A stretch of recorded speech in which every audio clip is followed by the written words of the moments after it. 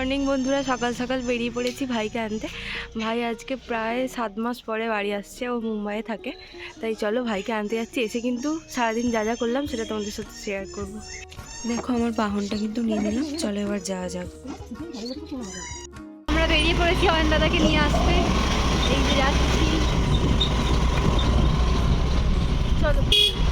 আজকে তো প্রচুর ঠান্ডা ছিল, তারই মধ্যে বেরিয়ে পড়েছিলাম বনি আর আমি। আর এই যে যাচ্ছি, আর এতই ঠান্ডা লাগছিল, কাঁপতে কাঁপতে চলে গেছি। তো যাই হোক, অনেক আনন্দও লাগছিল। ভাই অনেক দিন পর আসছে, অনেক দিন ওকে দেখিনি, তার জন্য আমি খুব এক্সাইটেড ছিলাম। কাল রাত থেকেই ওয়েট করছিলাম যে কখন আসবে কখন আসবে। ওই দেখো আমার ভাইয়ের সঙ্গে দেখা হয়ে গেছে। ও একটু আগে এখানে নেমেছে, নেমে আমাদের জন্য ওয়েট করছিল। তারপরে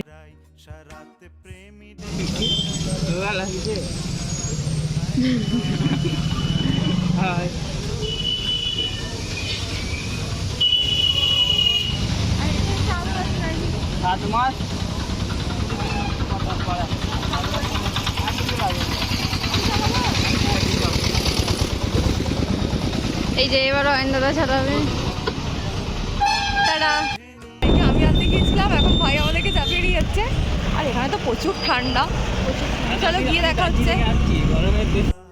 পরে আসছে বলে ভাই হচ্ছে রাস্তাঘাট মানুষজন আমরা কি নতুন লাগেছি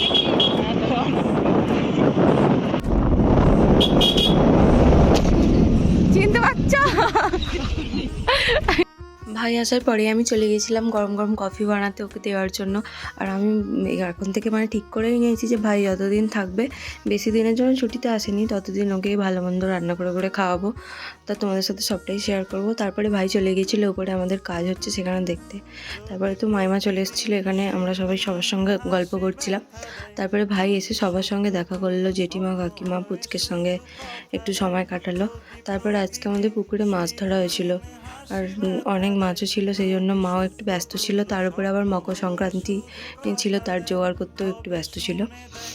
তাই সব মিলিয়ে আজকে দিনটা বেশ ভালোই কেটেছে। এখানে মাইমা মাছ ভাজছে। তারপরেই কিন্তু বেলায় আমি রান্না করছিলাম আর মুড়ি খাওয়ার জন্য আলুর দম করছিলাম। তারপরে আলুর দম হওয়ার পরেই সবাই একসঙ্গে মুড়িও খাচ্ছিলাম। আর আজকে আমার মাসির ছেলে মেয়ে ভাই আর বোনই আসার কথা ছিল, ওরাও এসেছিলো। সবাই খুব এক্সাইটেড অয়ন দাদার জন্য, আমার ভাইকে দেখার জন্য সবাই খুবই এক্সাইটেড ছিল। আর ভাই যেহেতু চলে এসেছে তাই সবাই দেখা করতেও এসেছে। আর এখানে দেখতেই পাচ্ছ, এখানে মকর সংক্রান্তির জোগাড় চলছিল, আর বামুন ঠাকুরও চলে এসেছিলো, এখানে পুজো হচ্ছিল। তারপরে ভাই আর আমি চলে গেছিলাম পাঁচারুলে। আর পাঁচারুল থেকে ফেরার পথেই দেখছিলাম এখানে পীর বাবার পুজো দেওয়ার জন্য সবাই মিলে যাচ্ছিল, তাই আমরাও কিন্তু ওখানে দাঁড়িয়ে পড়লাম। আর আমাদেরকে প্রসাদ দেওয়া হলো, সেটাও খেলাম। তো তারপর সারাদিনটা ভালোই কাটলো। বিকেলেও একটু মেলাতলার দিকে গিয়েছিলাম। তারপরে সন্ধ্যায় কিন্তু পিঠে করার পালা। আজকেও সেই পিঠে হচ্ছিলো, পুর পিঠে, আর আমি একটু বানাচ্ছিলাম। বনি, আমি, মামিমা, মা সবাই মিলে বেরিয়ে পড়েছি মেলা দেখতে। আর মেলায় গিয়ে তো যেটা সবার প্রথমেই লক্ষ্য পড়ে সেটা হলো কোথায় কি সাজের জিনিস বসেছে, কোথায় কি ঘর সাজানোর জিনিস বসেছে, এইসবগুলোই বেশি দেখি। তারপর তো হরেক মালের কাছে গেলাম। আর কালকে তো প্রচুর ভিড় হবে, সেই কারণে আমরা আজকে অনেকটাই পুরো মেলাটা ঘুরে দেখে এলাম। সবাই গিয়েছিলাম একসঙ্গে, বাপি, আমি, মা, বনি, ভাই সবাই গিয়েছিলাম। আজকে মোটামুটি পুরোটাই ঘুরে নিয়েছি, এবার কালকে আবার সকালে যাব। তো আজকে দেখো তোমাদের সঙ্গে এই সমস্ত জিনিসগুলো বসেছে এখানে। আরও অনেক দোকান হয়েছিল, আর আমরা কিছু কিছু কেনাকাটাও করেছি, সেগুলো তোমাদের সাথে শেয়ার করব। আর তারপরে কিছু খাওয়া দাওয়া করলাম, গিয়েছিলাম। তারপরে দেখলাম এখানে অনেক রকমের কানের ছিল, হারও ছিল, তার মধ্যেই একটা চয়েস করে নিলাম। আর বনিও অনেক কিছু নিয়েছিল। আর মেলা থেকে আমরা কি কি কিনলাম সেটা একটা অন্য ভিডিও তোমাদের সাথে শেয়ার করব। তো চলো পুরো মেলাটা ঘুরে দেখাচ্ছি, দেখবে তোমরা। ভালো ভালো, হ্যাঁ ভালো লাগছে। মেলায় মোটামুটি যা যা দোকান বসেছিল, যে সমস্ত হরেক মাল বা আরও অনেক ধরনের দোকান ছিল, সেগুলো মোটামুটি ঘুরে তারপরে কিন্তু আমরা খাওয়া দাওয়া করে নিচ্ছিলাম। ওখানে জিলিপি খেলাম সবাই মিলে একসঙ্গে, তারপরে ঘুগনি খেয়েছিলাম আর ফুচকাও খেয়েছিলাম, সেটা কিন্তু ভিডিও করা হয়নি। তো খাওয়া দাওয়া এখানে কমপ্লিট।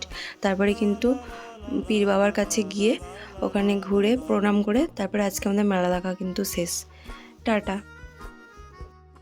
দেখো আমরা এই সবে মেলা থেকে ফিরলাম, তো অনেক কিছু কেনাকাটা করে খাওয়া দাওয়া করে চলে এসেছি। তো আজকের মতো ব্লগটা এখানেই শেষ। দেখা হচ্ছে কালকে নতুন একটা ব্লগে।